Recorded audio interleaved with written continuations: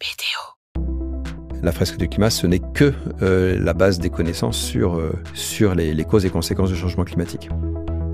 On a tendance à surévaluer ses propres compétences et sous-estimer celles des autres quand on est incompétent. Je décide d'y croire, c'est un acte de foi. Aujourd'hui, on a découvert suffisamment de pétrole pour casser le climat.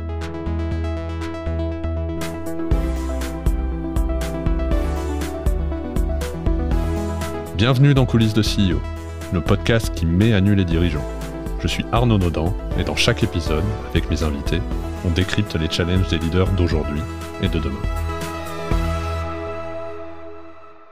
Bonjour à tous, je suis aujourd'hui avec Cédric Ringenbar. Alors pour ceux d'entre vous qui ne connaissent pas Cédric, Cédric est ingénieur de formation, École centrale de Nantes. Il est surtout connu pour être l'auteur de la fresque du climat, on en parlera beaucoup. Il a dirigé le Shift Project de 2010 à 2016 et en 2020, il crée la société de conseil Blue Choice, spécialisée dans le conseil aux entreprises dans leur stratégie d'adaptation au changement climatique. Salut Cédric. Salut Arnaud. Alors Cédric, merci beaucoup d'être avec moi aujourd'hui et de prendre le temps. Une première question, écoute, je t'ai présenté très brièvement, mais si tu peux revenir sur ton parcours, d'où tu viens, et puis on rentrera dans chaque étape significative de ton parcours. Ouais, ça marche. Donc moi, j'ai fait une école d'ingénieur qui est Centrale Nantes et j'ai démarré ma carrière pas du tout dans le domaine d'ingénieur où j'étais formé, mais dans le conseil. J'ai été dans le conseil, dans l'audit financier, dans le conseil en ressources humaines. Et j'ai eu une bonne partie de ma carrière, toujours dans le conseil, mais plus dans la gestion de projets informatiques. J'ai eu une petite parenthèse dans le monde du vin. J'ai créé un jeu sur la dégustation du vin qui s'appelle Carpe Vinum. Et donc, en fait, la fresque n'est que le deuxième outil pédagogique que j'ai inventé, puisque le premier a été un jeu pédagogique sur la dégustation du vin qui se joue entre amis à la maison, sous une forme très ludique, qui était déjà basée sur l'intelligence collective. Et c'est ça qui fait que ça marchait. Et puis, le hasard a fait que je suis tombé sur les conférences de Jean-Marc Jancovici à peu près en 2007 ou 2008. Et là, ça a été la grosse claque dans la figure. Et donc, j'ai entamé une nouvelle carrière après le conseil et le vin, carrière dans l'environnement, en commençant par voir des confs, me former, lire 2-3 trucs, et puis jusqu'à ce qu'un jour, je décide que ce serait mon métier. Et là, j'ai fait un break pour m'auto-former complètement, à temps plein, en lisant les rapports du GIEC. J'ai pas lu les rapports entiers, c'est des trucs, c'est des milliers et des milliers de pages. J'ai lu les résumés techniques de chacun des groupes de travail, donc ça fait quand même dans les 400 pages à peu près. Plus le site aussi de Jean-Marc Jancovici à l'époque, qui s'appelait Manicor. Tous ceux qui s'intéressaient au changement climatique, après 3 minutes de recherche sur Internet, tombaient sur ce site. Et je peux te dire qu'il y en a pour 2 semaines de lecture. Tu te rappelles exactement de la conférence que tu as vue de Jean-Marc Jancovici qui t'a servi de déclic? C'est quelque chose qu'on peut retrouver encore, ça? Non, cette conférence précisément, je sais pas, je sais que c'est en ligne, alors peut-être qu'on pourrait la retrouver, mais je me rappelle plus laquelle c'était. Il en faisait régulièrement en public, et donc j'étais allé voir 1 fois, 2 fois, j'ai ramené des amis aussi.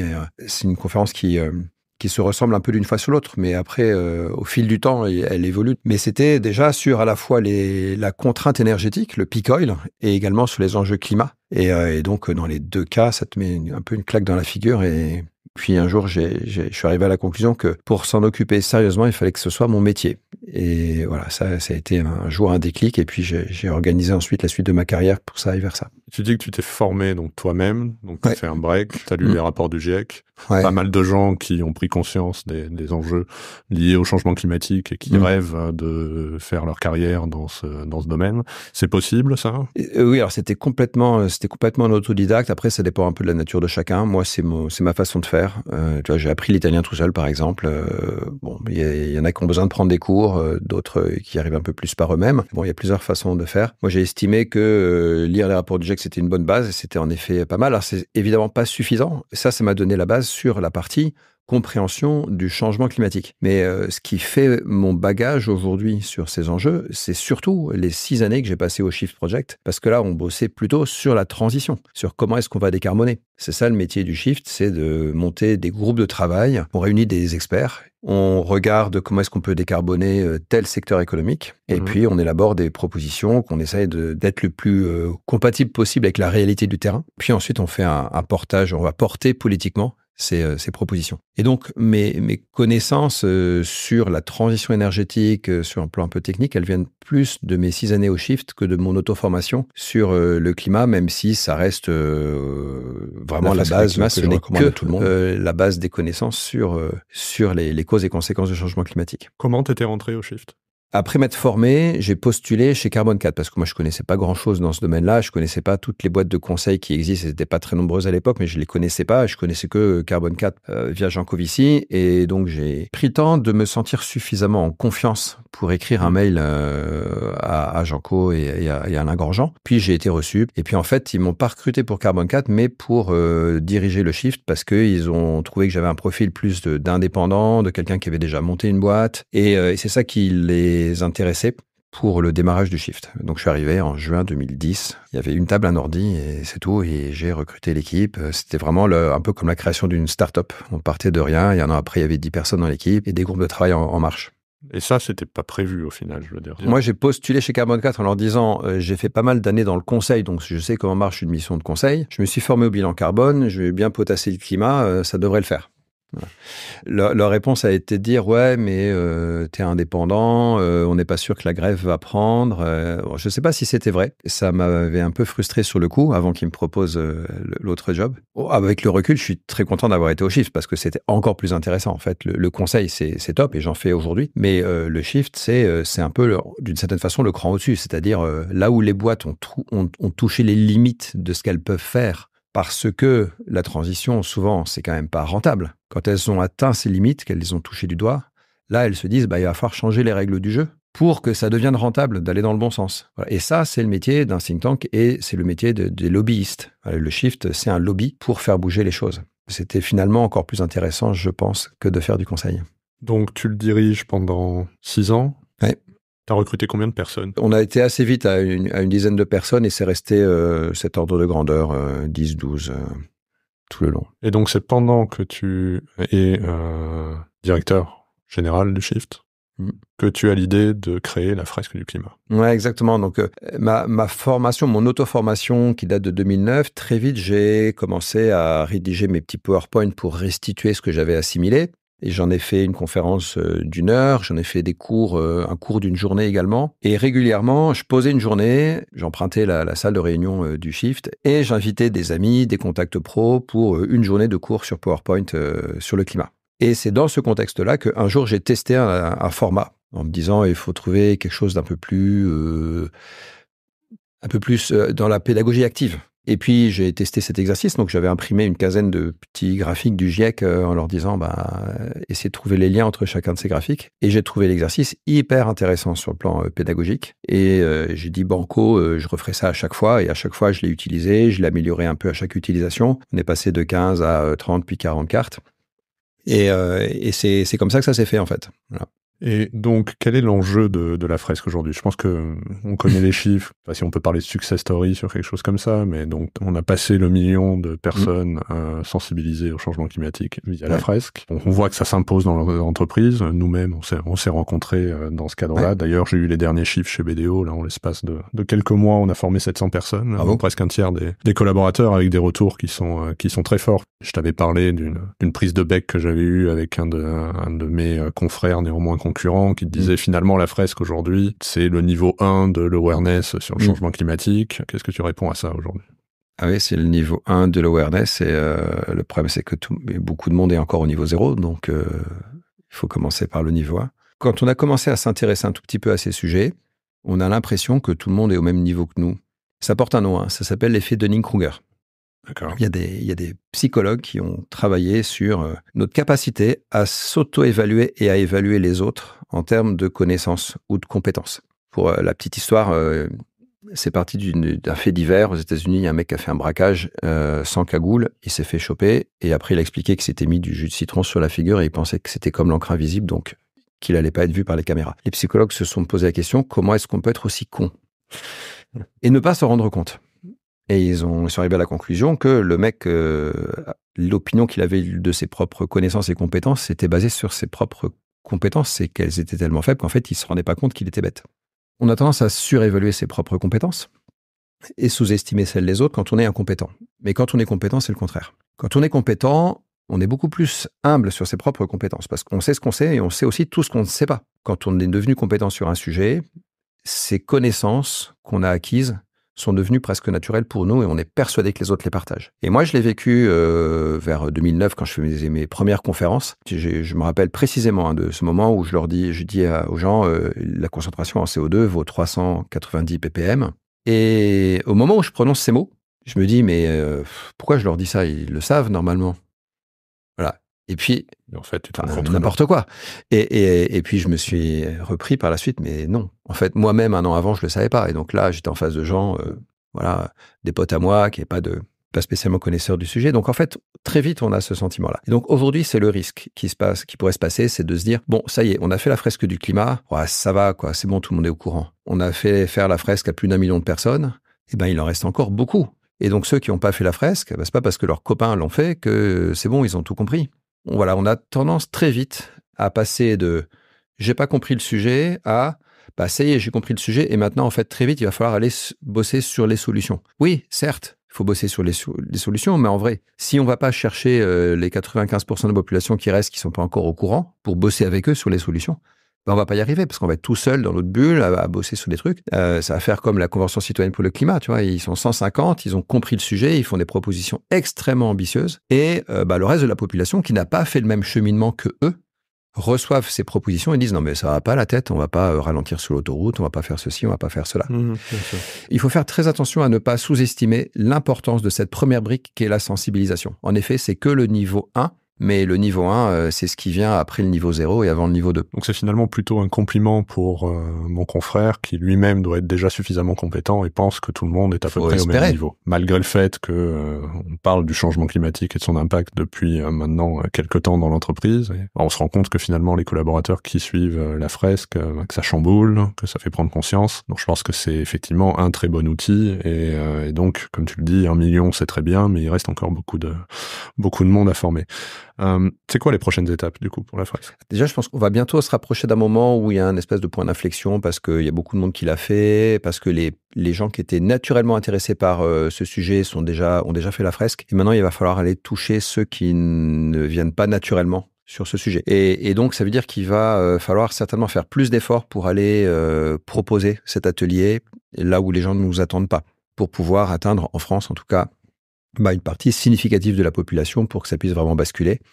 Je pense qu'il ne faut pas qu'on s'arrête en dessous de 10 à 30% de la population et qu'il faut qu'on pas relâcher les efforts avant d'être à ce niveau-là. Puis quand on en sera là, on mettra en place ce qu'il faut pour que tous les jeunes l'aient fait au lycée ou pendant les études supérieures, puis on sera bien parti. Ça, aujourd'hui, il y a déjà dans des parcours de formation, dans des lycées, dans des écoles. Enfin, surtout dans l'enseignement supérieur, on a beaucoup fait de choses autour de ce qu'on appelle la rentrée climat. On est allé voir des écoles, des universités pour faire la fresque en début d'année.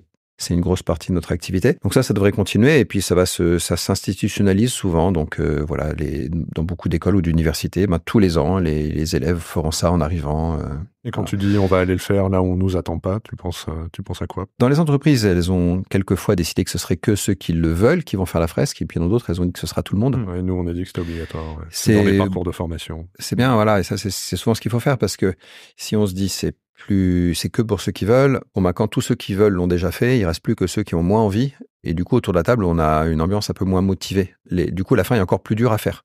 Alors que si on dit c'est tout le monde, on a un mélange normal de ceux qui sont motivés, ceux qui sont pas motivés, et potentiellement ça se passe mieux. Donc via les entreprises ça peut se faire, mais après il y a des toutes petites entreprises qui n'auront pas forcément l'envie, il y a des indépendants, et du coup il va falloir aussi aller faire ces ateliers dans des endroits où on n'était pas allé naturellement jusqu'ici, et peut-être quelquefois aussi tout simplement parce qu'il n'y avait pas de business model. Il faut aussi il y a des endroits où il faudrait aller systématiquement en mode bénévole, qu'on aille dans des milieux défavorisés, qu'on aille également peut-être aussi sur des publics qui sont peut-être un peu moins intéressés par les enjeux climat. Puis les gens qui sont plus vieux aussi, qui sont plus dans le cadre du travail, des retraités, qui n'ont pas fait la fraise dans leur boîte, qui ont vécu des 30 glorieuses. Et pour eux, c'est dur le constat, parce qu'ils se sentent responsables de ce qui se passe et ils n'ont plus toute la vie devant eux pour changer les choses. Et psychologiquement, c'est très, très, très dur de se prendre ce message dans la figure, de se dire, waouh, en fait, je suis responsable d'un truc. J'ai contribué à un truc qui va pas du tout. Et donc, ils se sentent mal vis-à-vis de leurs enfants, petits-enfants. Mais pour autant, ils votent. Donc, il faut aussi leur parler. Et tu sais que c'est bien notre objectif chez BDO, au-delà de l'objectif que j'espère on atteindra, donc c'est de former l'ensemble des collaborateurs, c'est surtout d'avoir une communauté de fresqueurs et ensuite de le proposer à nos clients, à nos partenaires. Exactement, il faut sortir de la frontière de l'entreprise. Et d'ailleurs, c'est quelque chose qui est assez magique avec ce projet, c'est qu'on le constate très souvent. On devient fresqueur dans une entreprise, on est fresqueur avant tout et on va fresquer partout. Et il y a plein de boîtes qui ont fait ce que vous faites là, ou des fresqueurs naturellement qui ont rejoint une communauté locale, qui sont allés fresquer leurs amis ou autres. Donc il y a vraiment ce sentiment qu'on pète un peu les cloisons avec le projet de la fresque. Et c'est chouette comme idée. Un développement à l'international ? Alors bien sûr, dans la suite de ce qui reste à faire, il y a un chantier qui consiste à pousser le plus loin possible en termes de population. Il y a un chantier qui consiste à réfléchir aussi à la suite, parce que la fresque, c'est que le niveau 1, il faut penser au niveau 2 et 3. Et une fois qu'on aura créé une très grosse communauté d'animateurs, c'est un asset dont il faudra faire quelque chose. Alors, je pense pas qu'on décidera dans quelques années de dire ça y est, on a fresqué tout le monde, donc on dissout l'association. Je pense plutôt qu'on va continuer de s'occuper des fresqueurs et d'amener les fresqueurs et les fresqués sur un chemin de formation sur la transition au sens large. Et puis, il y a un chantier qui consiste aussi à s'étendre plutôt horizontalement sur l'international. Et ça, c'est en cours. Alors, on est déjà présent dans plus de 150 pays où il y a eu des fresques, où il y a des fresqueurs. Il y a des pays où il y a une communauté vraiment importante, qui est l'équivalent de ce qui se passe dans un département français, voire plus. Et ces communautés-là, pour certaines, sont en train de se dire, nous aussi, on va créer une association locale, de droit local. Et on va s'occuper du déploiement dans notre pays, avec notre propre gouvernance, notre propre budget, etc. Et donc, c'est ça la prochaine étape. Il y a plusieurs réflexions en cours de route. Du côté de l'association française, on a décidé de mettre en place un comité stratégique international dont la raison d'être va être d'accompagner ces réflexions, de mener ces réflexions et d'accompagner les communautés locales qui veulent s'immatriculer et mettre en place leur propre gouvernance. Toute entreprise internationale qui a besoin de ce déploiement va à la fois bénéficier et contribuer à ce déploiement. Maintenant, tu sais ce que je cherche avant tout à explorer dans ce podcast, c'est la vision des dirigeants. Donc maintenant, venons-en à Blue Choice, donc société que tu as créée, tu nous disais, en 2020, qui fait principalement du conseil aux entreprises dans une stratégie d'adaptation au changement climatique. Ma première question, ce serait finalement, et on en avait discuté à plusieurs reprises, nous, typiquement, c'est un sujet sur lequel on investit aussi beaucoup. Frontalement, je pourrais te dire, on est concurrent sur ce domaine-là, mais je trouve que tu as une vision qui est assez unique en tant que dirigeant de ce sujet. Donc, est-ce que tu peux nous dire, ta vision de ce marché, finalement, quel conseil ? Pour démarrer, je vais peut-être préciser la proposition de valeur de Blue Choice. En effet, on intervient auprès des entreprises sur du conseil qu'on situe plutôt au niveau stratégique, et c'est l'adaptation des entreprises à la transition. Voilà. On n'est pas tellement sur les risques physiques, c'est-à-dire s'adapter aux conséquences du changement climatique. On est sur l'anticipation de la transition. C'est-à-dire que si la transition se fait, il y a forcément des choses qui vont changer dans le monde. Est-ce que j'ai toujours un business model Exactement. Et en fait, le raisonnement, c'est le suivant. C'est-à-dire, pour que la transition se fasse, il y a des conditions à réunir et pour l'instant, elles ne sont pas réunies. Et c'est pour ça que la transition ne se fait pas. Aujourd'hui, on est toujours dans un monde dans lequel les émissions augmentent. Et même dans les pays où ça diminue légèrement, c'est parce qu'on exporte nos émissions. Et puis, c'est pas du tout au bon rythme. On n'est pas du tout sur du -5, voire -10% dans les pays développés, comme il faudrait faire pour atteindre les objectifs. Donc, la transition, elle n'est pas vraiment encore en place. Donc, on essaie d'identifier les conditions qu'il faudrait réunir pour que cette transition se fasse. Et ensuite, on essaye d'imaginer les conséquences du fait que ces conditions sont réunies sur mon business model. Et donc ça, c'est une réflexion sur ce qu'on appelle les risques de transition.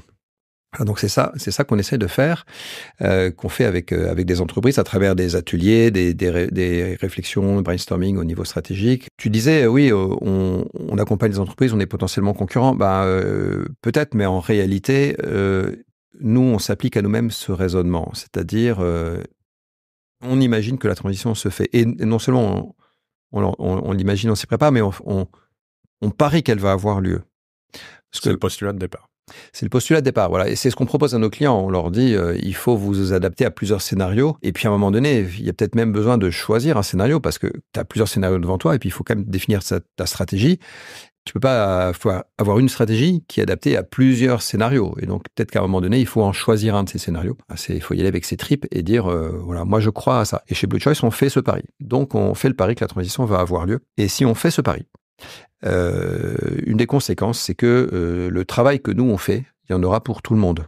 Et donc, il y en aura pour beaucoup plus que Blue Choice. Alors, même si on a grossi très vite, on va pas forcément chercher à capter tout ce business qui consiste à accompagner les entreprises sur les risques de transition. On se dit que la plupart des grands cabinets de conseil vont aussi aller vers ça. Et on a plutôt intérêt à bosser ensemble, à partager des connaissances, des idées. C'est plutôt ça notre philosophie. Et donc, il se trouve qu'on travaille avec beaucoup de cabinets de conseil chez Blue Choice. Et ils vont, pour certains, devenir nos concurrents. Ça arrive régulièrement qu'on les forme pour qu'ils deviennent eux-mêmes des experts du déploiement de la fresque à grande échelle dans les entreprises et pour qu'ils puissent le proposer à leurs clients. Et on imagine que peut-être un jour, ils nous piqueront un client, mais en vrai, globalement, ils vont faire progresser le projet global de la fresque.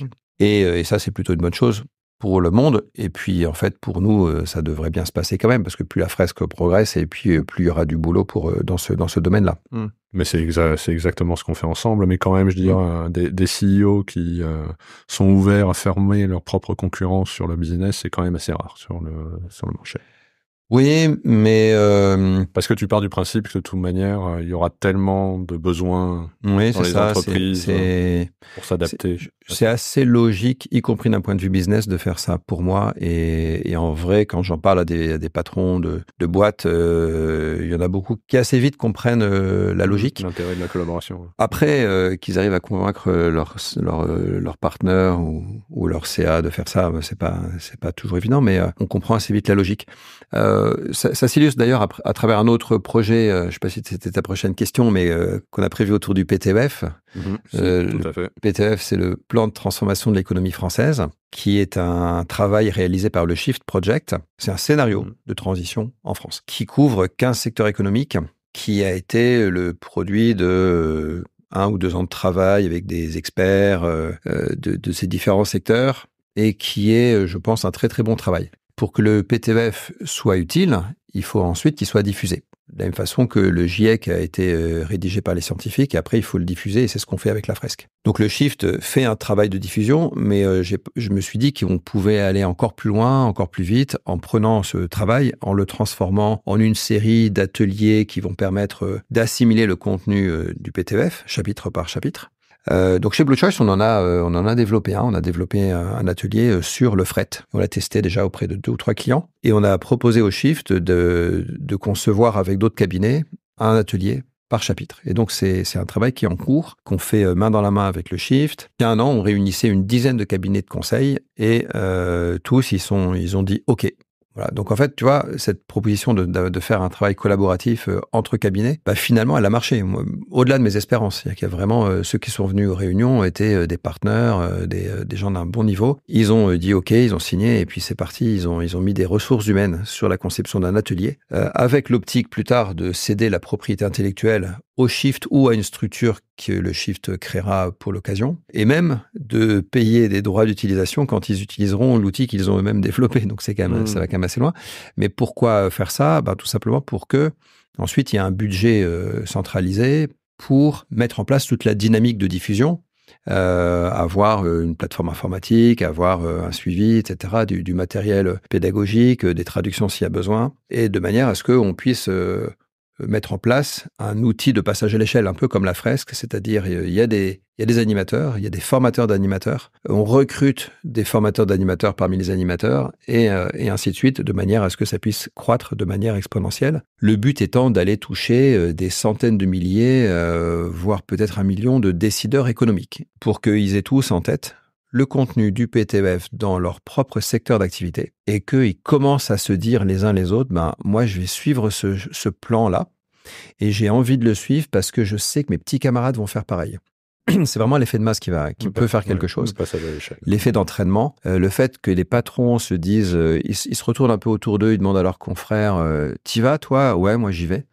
Et puis ça leur donne confiance notamment dans la capacité ensuite de pouvoir changer les règles du jeu avec le politique, donc d'aller faire un lobbying dans le bon sens. Et le politique ne changera les règles du jeu que s'il sait qu'il y a au moins quelques gagnants quand on aura changé les règles. Et donc, il faut qu'il y ait des boîtes qui aient pris cette longueur d'avance.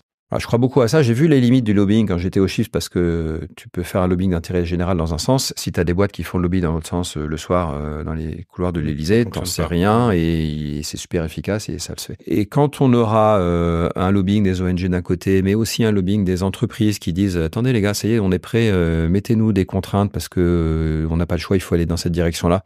Et puis vous inquiétez pas, pour nous, ça va bien se passer parce qu'on a anticipé les choses. » Là, le politique il va pouvoir faire des mesures au bon niveau. Et je crois vraiment que c'est dans ce sens-là qu'il faut que ça se passe. Donc, il faut d'abord parler au tissu économique. C'est d'ailleurs le discours du Shift aujourd'hui. Le Shift dit assez clairement, en vrai, on ne cherche pas à parler aux politiques directement. On cherche à parler à l'opinion publique, aux décideurs économiques, à tous les corps intermédiaires qui, eux, vont mettre la pression sur le politique pour qu'à un moment donné, les bonnes régulations, les bonnes législations arrivent. Je sais pas si j'imagine que tu dois avoir ce type de réaction chez tes clients, chez certains patrons. Tu vois, si je prends par exemple l'exemple de BDO, on a un engagement sur le carbone, sur le net zéro avec l'ensemble de notre réseau, mais un objectif de réduction des émissions qui est quand même assez significatif. Là, on s'est fixé 50% de réduction dans les 3 prochaines années. Finalement, quand j'en discute avec des clients, avec mes homologues dans les autres pays, on se retrouve assez vite bloqué face à certaines problématiques. Oui. Typiquement, si je prends notre exemple, on fait un métier de service, on a 50 bureaux sur le territoire, nos collaborateurs se déplacent pour aller chez les clients. Aujourd'hui, on n'a pas forcément de façon évidente la solution technique pour dire comment est-ce qu'on va réussir. Nous, c'est 80% les déplacements. Ouais. Comment est-ce que j'arrive à continuer de faire le service pour mes clients avec cet objectif net zéro? Donc, c'est constamment un peu un exercice sous contrainte. Qu'est-ce que tu penses de ça et comment est-ce qu'on peut gérer pour les entreprises qui voudraient accélérer? Eh ben, c'est tout le problème de la transition, c'est que ça va souvent être des problématiques de ce type-là, c'est-à-dire un peu la poule et l'œuf. On n'a pas d'alternative pour se déplacer bas carbone et du coup, on n'y arrive pas. Ou alors le train c'est trop long, les transports en commun ils n'existent pas. Quand je suis arrivé à la gare, il reste encore un bout à faire, c'est compliqué. Bref, c'est pas pratique. Et en face, il y a une offre qui peine à se développer, notamment parce que cette offre, elle nous dit qu'il n'y a pas de demande en face. C'est un raisonnement qui se mord la queue. Donc, il n'y a pas l'offre de déplacement en commun, en transport en commun, parce qu'il n'y a pas la demande en face et il n'y a pas la demande parce qu'il n'y a pas d'offre. Il faut arriver à sortir de cette problématique de la poule et d'œuf et d'arriver à exprimer auprès des pouvoirs publics ces besoins qu'on a en termes de transport pour qu'ils puissent anticiper les choses. Et c'est d'où l'intérêt surtout de la notion de planification. C'est pour ça que c'est intéressant d'avoir mis en place le secrétariat général à la planification écologique qui va pouvoir rentrer dans une vision de long terme. Et c'est aussi pour ça que le PTEF, il est utile. C'est intéressant de commencer à dire, on va planifier les choses. À telle année, on en sera là. À telle année, on en sera là, etc. Et ça va permettre à chacun de s'organiser autour de ça. Et de dire, OK, on sait qu'aujourd'hui, il n'y a pas les infrastructures pour faire tel déplacement en train, par exemple, mais on exprime très clairement à la SNCF que d'ici 2 ans, on aimerait bien qu'il y ait un train de nuit classe, je veux dire confortable, voilà, entre Paris et Nice. Parce que on pourrait aller à Nice en train, à condition que ce soit un train de nuit et qu'on puisse bien dormir, vraiment bien dormir dans ce train. Et donc, exprimer ça clairement auprès des acteurs pour qu'ils puissent en confiance dire, OK, on va le développer.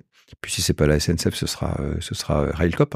Et voilà, il faut exprimer les choses et il faut arriver à anticiper les choses. Voilà, il faut pas rester coincé sur aujourd'hui on n'y arrive pas parce que. Et il faut se dire pour y arriver, il faut faire ça. Voilà. Et donc aller bousculer l'ensemble des acteurs qui vont devoir jouer un rôle dans le dispositif à un moment ou à un autre pour qu'ils commencent à le faire.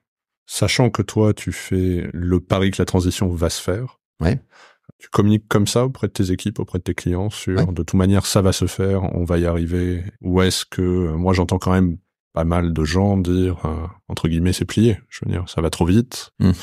Et souvent d'ailleurs quand nous on en discute avec des patrons de PME voire même des ETI, tout ceci arrive dans un contexte où les entreprises sont quand même très challengées sur plein de choses, l'inflation.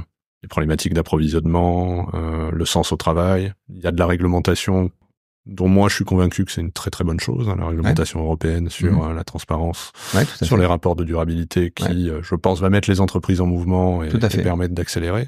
Mais néanmoins, pour des patrons de PME, des patrons d'ETI, c'est une contrainte de plus, c'est une transformation de plus au milieu de toutes ces crises. Qu'est-ce que tu leur dis à ces patrons-là pour les convaincre finalement de se lancer ? Alors en effet, moi je reste convaincu que la transition va se faire parce que je pense que si j'en suis pas convaincu, je vais avoir du mal à dormir. Je décide d'y croire. C'est un acte de foi. Après, comment j'en parle aux autres, je leur cache pas que c'est un pari.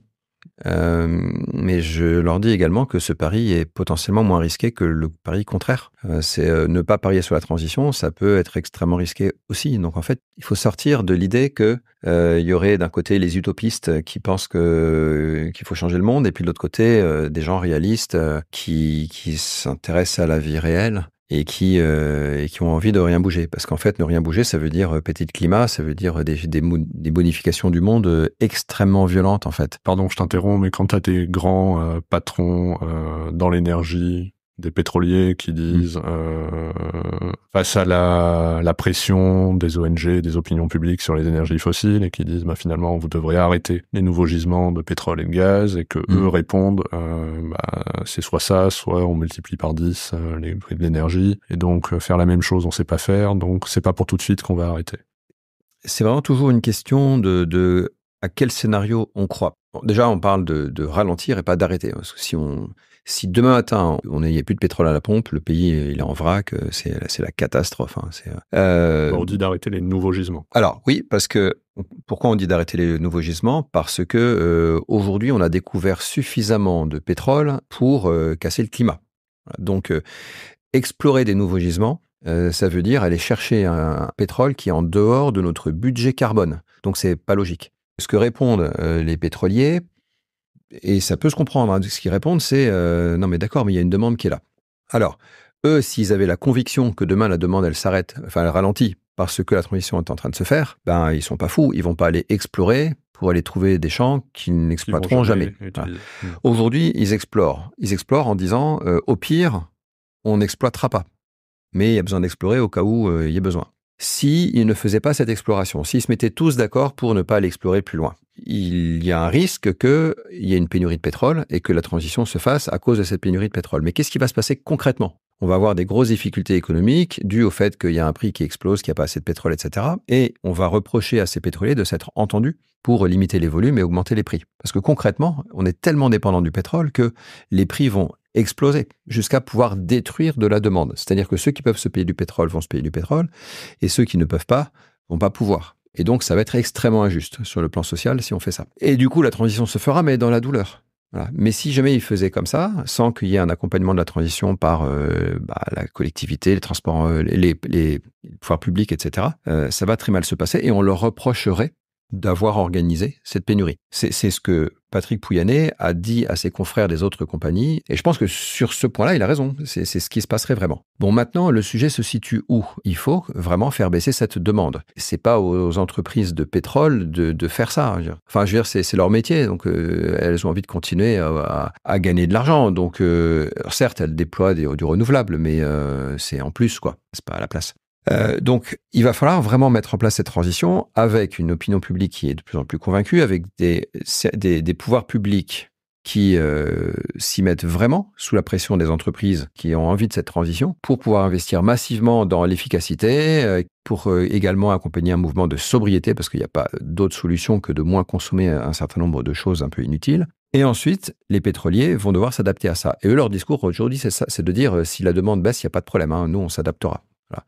Donc, prenons-les au mot, faisons en sorte que cette dépense, elle baisse, et soyons par contre très vigilants à ce qu'ils ne fassent pas un lobbying dans l'autre sens. Et là, on a une question de transparence de la vie publique et des actions de lobbying. Que des pétroliers fassent un lobbying à l'encontre des politiques climatiques, ça, pour le coup, c'est vraiment pas éthique, pas acceptable. Et s'ils le font, là, ça commence à ressembler à un crime contre l'humanité. Effectivement, très intéressant. Je voudrais qu'on aborde peut-être un dernier volet sur ta conviction en tant que patron.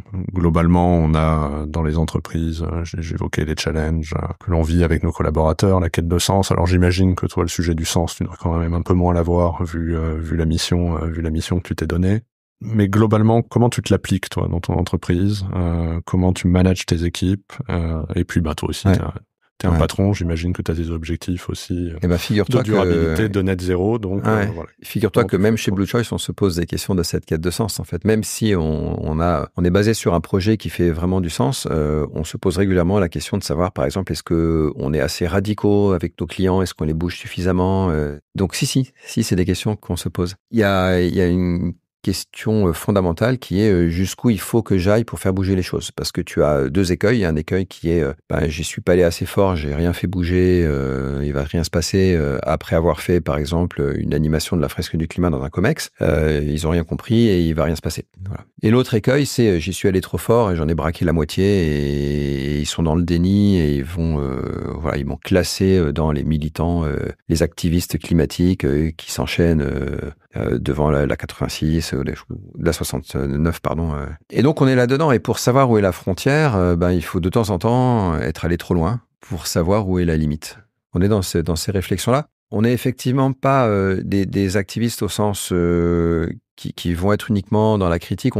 Chez Blue Choice, on cherche à accompagner des boîtes qui sont dans la vie réelle, qui ont leur business plan, qui malgré tout ont des choses à faire pour changer le monde, pour lutter contre le climat et surtout pour s'adapter à l'hypothèse que cette transition va se faire. Et c'est là qu'est notre rôle. Il n'empêche qu'il y a vraiment un besoin de faire une prise de conscience très profonde pour qu'en face, ça se bouge un petit peu. Alors on est dans ce questionnement autour de comment aller le plus loin possible et de garder nos clients, parce que si on les perd, on ne pourra plus les faire bouger.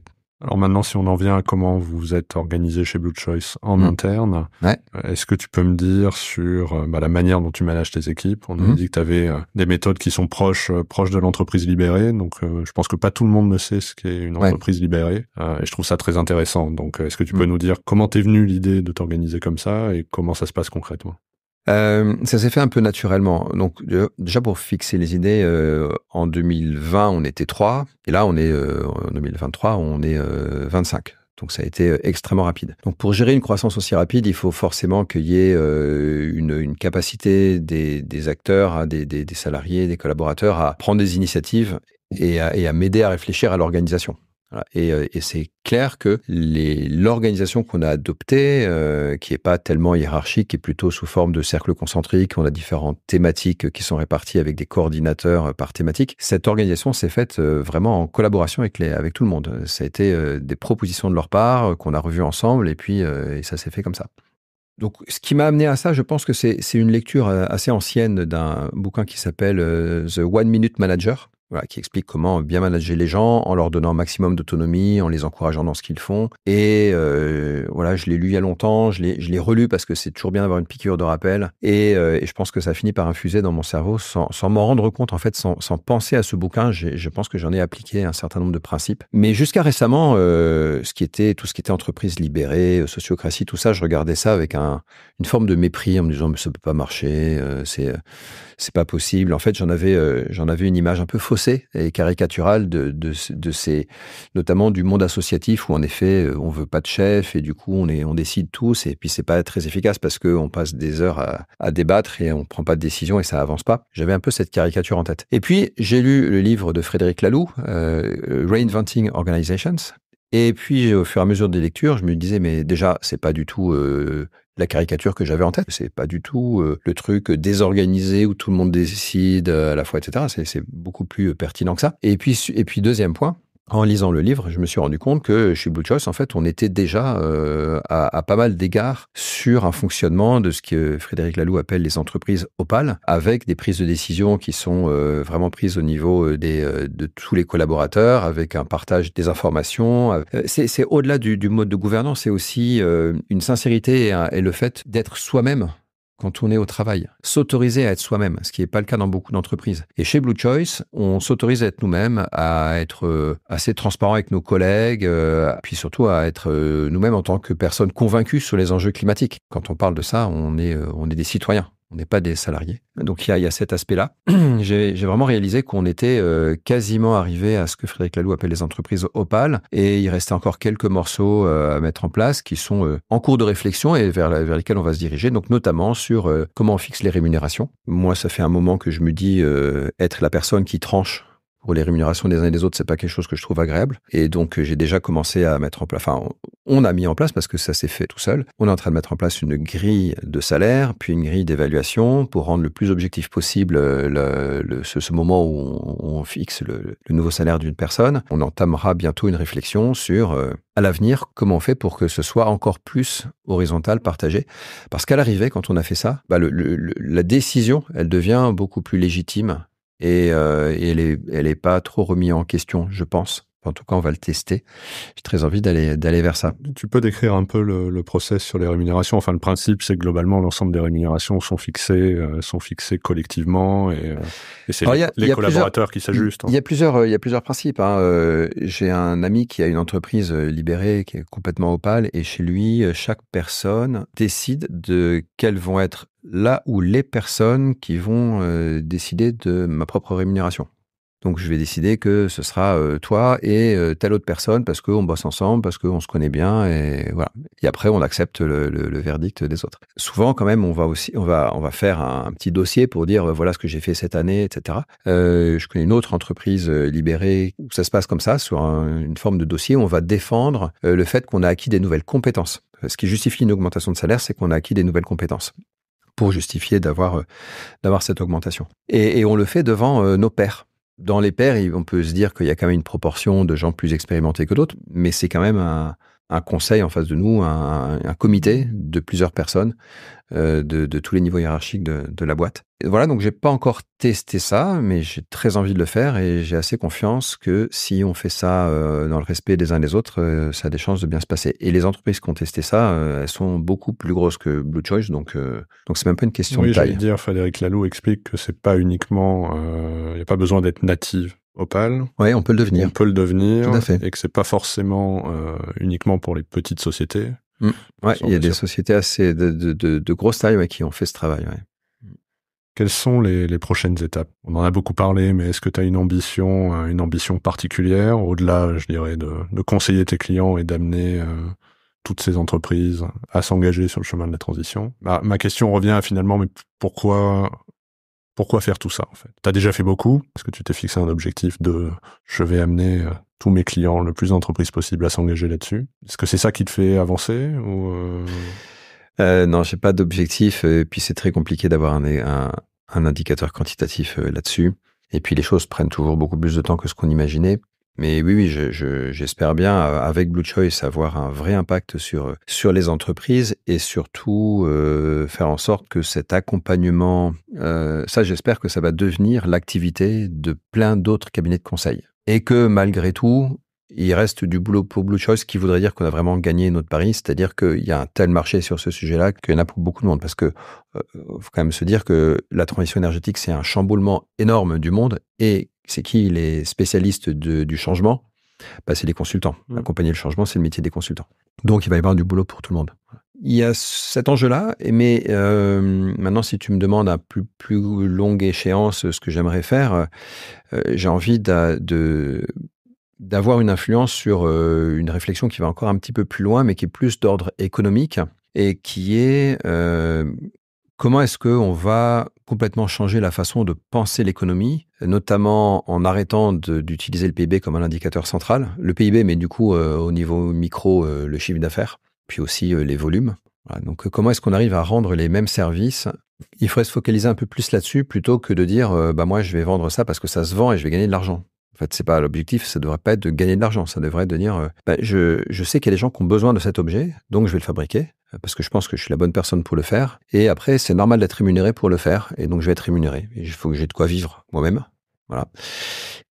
Si on réfléchissait un peu plus comme ça, l'économie fonctionnerait beaucoup mieux. Ça éviterait probablement de fabriquer des trucs dont on n'a pas besoin.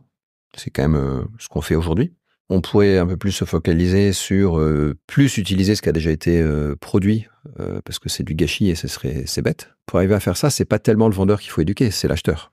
Un acheteur pro, il va pas acheter des trucs dont on n'a pas besoin. Mais arriver à ce que les particuliers se mettent à réfléchir un peu plus à ce dont ils ont vraiment besoin, ça c'est l'enjeu, et c'est beaucoup plus dur parce que c'est une question d'éduquer beaucoup plus la population, et puis de lui faire prendre conscience en fait qu'elle peut vivre mieux avec moi, mais vraiment mieux, quoi. C'est-à-dire que on n'est pas en train de parler de sobriété douloureuse, hein. On est en train de dire je vais faire le tri dans ce qui me rend vraiment heureux, dans ce dont j'ai vraiment besoin, et je vais un peu plus réfléchir à ce que j'achète, comment je le fais, et puis après aussi partager les outils, les choses qui ont été achetées pour avoir moins besoin de les acheter, donc partager les choses au sein de son immeuble avec ses amis et autres. Et voilà, je pense qu'il y a une réflexion très profonde à avoir sur la façon dont l'économie fonctionne, et j'aimerais bien pouvoir apporter ma brique, ma contribution à cette réflexion, au-delà de ce que je fais au sein de Blue Choice ou avec la fresque. Comment tu fais ça dans certains secteurs? Tu vois, typiquement les bâtiments. La décarbonation des bâtiments, tu dis, aujourd'hui, on a un appartement qui est vide toute la journée, on a des bureaux qui sont vides la nuit. Comment tu gères ça? Et bien sûr, je te pose la question, je sais ce que tu vas me répondre, mais je connais la réponse et elle est très intéressante. Ouais. Et ça, si tu peux nous en parler, je pense que tu es assez pionnier sur le sujet. Ouais. Alors déjà pour ce qui est des bâtiments, si on prend les logements, aujourd'hui il y a une dispersion énorme sur les logements. Il y a des gens qui vivent seuls dans des immenses appartements ou à très peu de personnes dans des immenses appartements. Et alors que ailleurs il y a des gens qui sont tassés dans des petites pioles ou voire même qui sont à la rue. Ça c'est plus une question d'inégalité des revenus qui amène à cette situation-là. Pour moi, la seule façon de résoudre ces problèmes de logements qui sont vacants ou qui sont pas assez occupés, etc., c'est de réduire à terme, ça va pas se faire du jour au lendemain, mais réduire les inégalités pour pouvoir, in fine, loger tout le monde. Mais sinon, il y a un autre axe qui peut être intéressant, c'est d'utiliser les surfaces plus qu'elles ne le sont aujourd'hui, donc notamment les utiliser le jour et la nuit. En pratique, une surface est soit considérée comme une habitation, soit comme une surface commerciale. Donc commerciale, ça va être aussi bien un hôtel qu'une surface de vente, un magasin, des bureaux, etc. Donc le tertiaire sert en journée et les habitations servent le soir, voilà, et rarement les deux. Et donc chez Blue Choice, en fait, on a des bureaux qui servent également d'appartements. Donc, on a fait ça pour tester le principe, le concept, de dire c'est un vrai appartement et c'est des vrais bureaux. Et donc, toutes les pièces doivent avoir une double fonction. Donc, c'est le cas pour le salon qui devient un espace de coworking, qui est également une chambre d'amis puisque c'est un canapé-lit.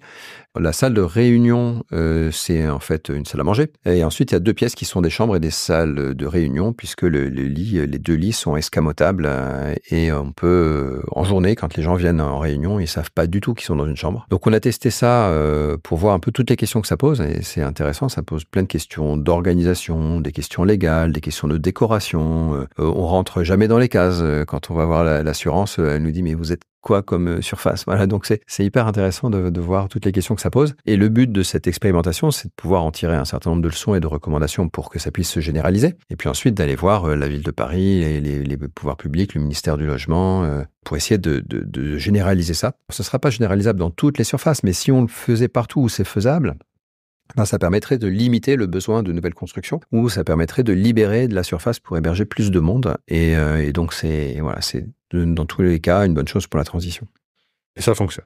Eh ben, ça fonctionne plutôt bien. Voilà, on est assez content du système. On héberge régulièrement des amis parce que cet appartement, c'est mon appartement, mais il y a de quoi recevoir aussi du monde. Donc régulièrement, on invite des gens qui ont besoin d'un pied-à-terre à Paris. Et ça marche très bien, ça nécessite un peu d'organisation, un peu plus de ménage, mais voilà, ça se passe bien. Est-ce que tu penses qu'aujourd'hui, tous les sujets dont on a parlé, c'est quelque chose que tous les dirigeants devraient avoir dans la feuille de route? Que c'est un sujet de dirigeant? Est-ce que c'est au contraire quelque chose qui doit venir des équipes ça va venir de partout en parallèle. Hein. Ça doit en effet faire partie de la feuille de route des dirigeants. Ce qui est bien, c'est qu'avec la CSRD, on va être obligé d'aller regarder énormément d'indicateurs et une fois que ces indicateurs existeront, on va être capable d'en faire des éléments de pilotage de l'activité. Ça doit également venir des salariés. On peut pas avoir un dirigeant qui est le seul à avoir pris conscience et puis qui dit à ses salariés, ouais, allez, on va dans cette direction-là, et puis les autres en face, ils ont pas compris, ils savent pas, et pourquoi, et ils y vont pas. Donc, il faut vraiment que ça se situe à tous les niveaux. Donc, sensibiliser l'ensemble des salariés, sensibiliser les dirigeants et qu'ils soient vraiment au bon niveau de conscience et qu'ils aient une feuille de route très ambitieuse. Et tout ça va amener aussi à ce qu'on soit obligé d'amener aussi le législateur à changer les règles du jeu pour que ça puisse s'accélérer parce que la transition n'est pas toujours rentable. Souvent, il va falloir qu'il y ait un prix du carbone, qu'on fasse monter le prix de l'énergie, dans l'autre sens qu'il y ait aussi des subventions pour certaines solutions, qu'on ait des interdictions, des obligations, voilà. Et ça, ce sera plus facile à faire quand les entreprises auront anticipé les choses et auront commencé à préparer le terrain et à réfléchir à cette transition pour switcher vers des technos moins énergivores ou abandonner des produits trop carbonés qui n'ont plus d'avenir dans un monde qui fait la transition. Je partage évidemment cette conviction. Je pense que tu as été une source d'inspiration pour pas mal de gens avec La Fresque, pour tes collaborateurs aujourd'hui. Toi-même, et souvent c'est une question que je pose à tous les autres patrons que je croise, il y a un peu de solitude dans la fonction. Où est-ce que tu vas chercher l'inspiration aujourd'hui et qui sont les personnages qui aujourd'hui t'inspirent? Moi, il y a par exemple un bouquin qui est, je pense, le plus proche des idées que j'ai sur l'économie, c'est Tim Jackson et Prospérité sans croissance.